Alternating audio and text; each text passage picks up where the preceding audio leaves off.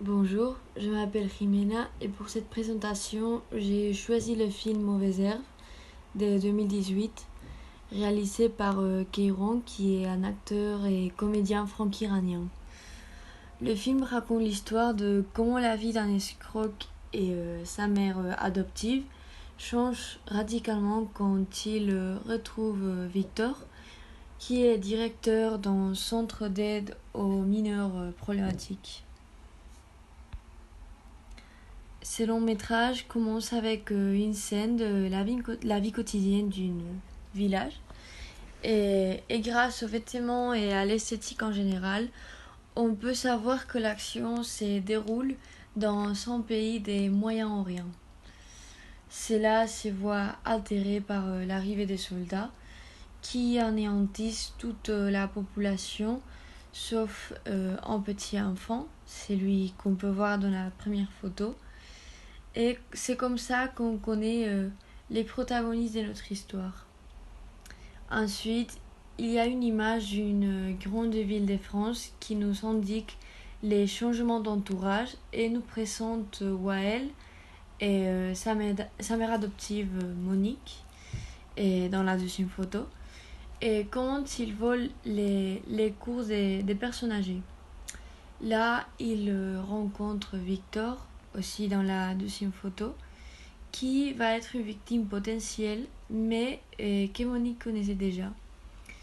Victor cherche un éducateur remplaçant pour son centre et Monique lui propose à Wael, juste pour une journée, pour que l'homme puisse avoir le temps de trouver quelqu'un qualifié.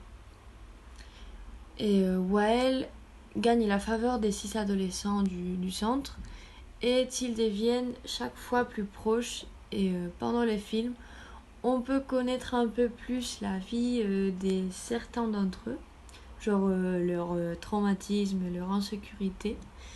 Et tout ça est mélangé avec des flashbacks de l'enfance solitaire et plutôt douloureuse des Wael.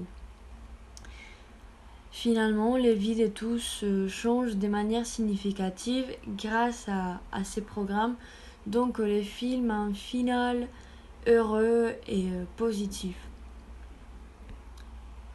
Pour finir, je recommanderais les films Mauvaise Herbe pour les messages des résolutions de difficultés qu'ils donnent et les valeurs que, à travers le personnage de Wael, démontre, mais aussi pour comment il révèle et dénonce en montrant le cas du protagoniste et de quelques élèves, les injustices dont les enfants souffrent pendant des guerres, comment ils sont victimes de la situation économique ou comment ils sont victimes des violences, surtout envers les femmes.